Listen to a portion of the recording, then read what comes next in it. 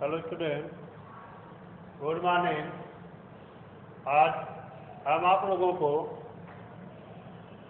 इस वीडियो के माध्यम से मौलिक अधिकार और मौलिक कर्तव्य नामक पाठ के दूसरे भाग के बारे में बताने जा रहे हैं।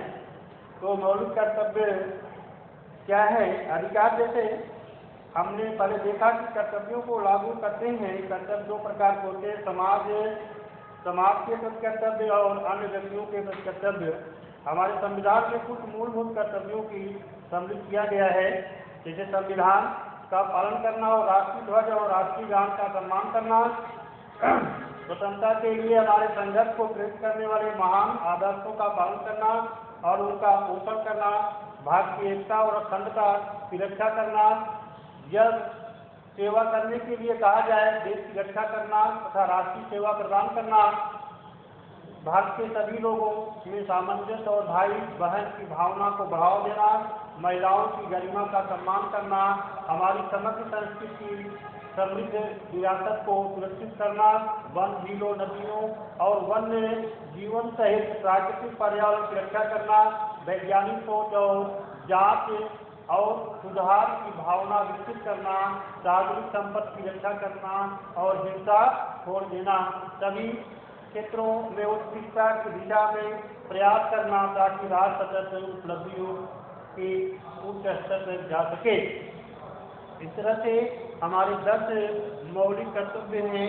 इसके बाद मौलिक कर्तव्यों की उपयोगिताएं क्या है? इन कर्तव्यों के द्वारा ये देश के सर्वोत्तम हित में है और नागरिकों के बीच देशभक्ति जागृत कर रहे हैं। देश में स्वार्थ का माहौल बड़े पैमाने पर है, समाज के हितों और व्यक्ति के बीच कोई संतुलन नहीं है, यह प्रवृत्ति समाज को नष्ट कर रही है। मौलिक कर्तव्य उन सभी के लिए एक आदर्श व्यवहार के रूप में काम करता है। ये धीरे धीरे लोगों के विवेक को उनके कर्तव्यों को करने के लिए जागृत करेंगे। इंदिरा गांधी ने संसद में कहा, यदि लोग अपने मस्तिष्क में केवल मौलिक कर्तव्यों को रखते हैं तो हम शीघ्र ही एक शांतिपूर्ण और विश्व क्रांति का सामना करेंगे।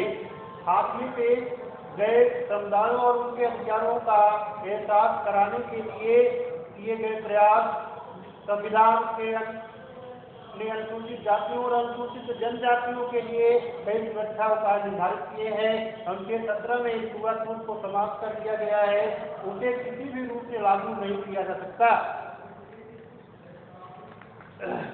धर्म, जाति, पंथ और जन्म स्थान या उसमें से किसी के आधार पर दुकानों, होटलों, सार्वजनिक मनोरंजन के स्थलों, तालाबों और कुओं के प्रयोग से व्यक्तियों को वंचित नहीं किया जा सकता।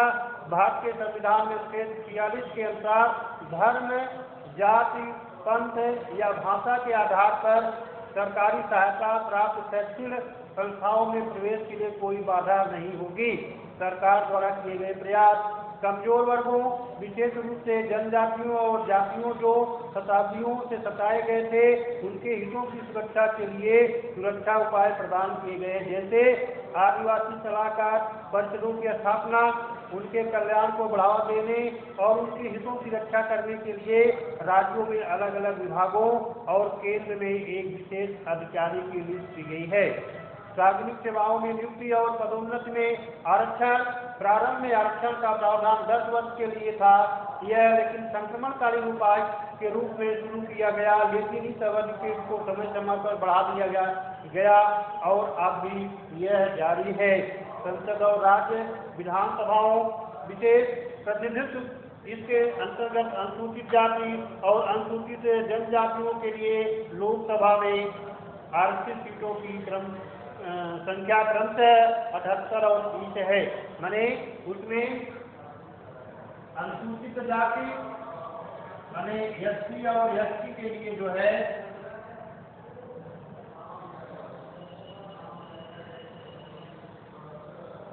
20%,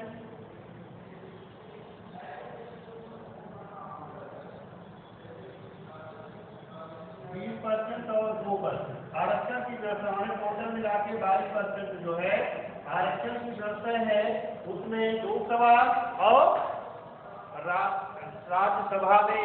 तो कुल मिला के जो है उसमें से लोकसभा में 78 सीटें, लोकसभा में 78 सीटें हैं और राज्यसभा में 30 सीटों में 30 सीटें जो है यह अनुसूचित जाति और अनुसूचित जनजाति के लिए आरक्षित की गई है। पंचायत जैसे स्थानीय निकायों में उनके लिए सीटों की आरक्षित करके अनुसूचित जाति और अनुसूचित जनजाति के लिए पर्याप्त प्रतिनिधित्व है। जैसे यहाँ पे पंचायती राज अधिनियम जब 1973वां संशोधन हुआ पंचायती राज कानून में, तो उसमें 22% SC/ST के लिए, 27% पिछड़ी जाति के लिए सीटों का आरक्षण किया गया और 50% जो है महिलाओं के लिए, यह SC या OBC और यह जो है महिलाओं के लिए है।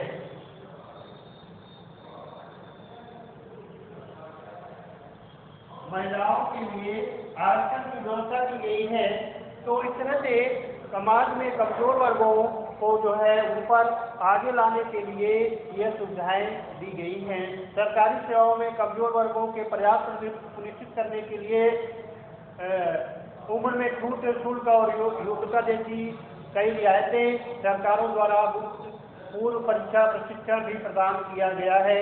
केंद्र सरकार ने जनजाति कल्याण और हरिजन कल्याण के लिए 2 केंद्रीय सलाहकार संगठन स्थापित किया।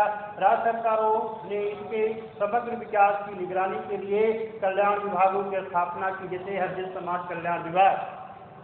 इसके बाद पिछड़ा वर्ग समाज कल्याण विभाग 1990 में मंडल आयोग की सिफारिशों के अनुसार संवैधानिक संशोधन के माध्यम से पिछड़े वर्गों के लिए 27% आरक्षण की व्यवस्था किया गया।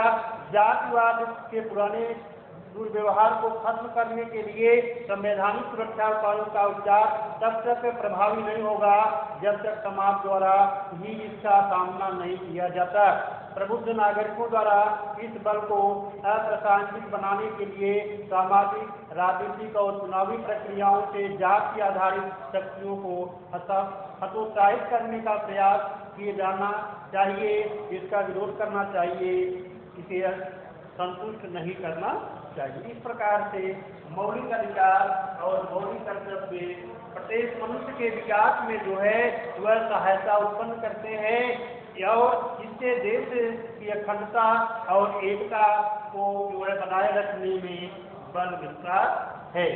तो इस प्रकार से यह हमारा संविधान है, यह हमें मौलिक अधिकारों को प्रदान करता है और ये मौलिक अधिकार जो है हमारी रक्षा करते हैं और संविधान की रक्षा करते हैं, देश की रक्षा करते हैं और इससे देश तेजी से आगे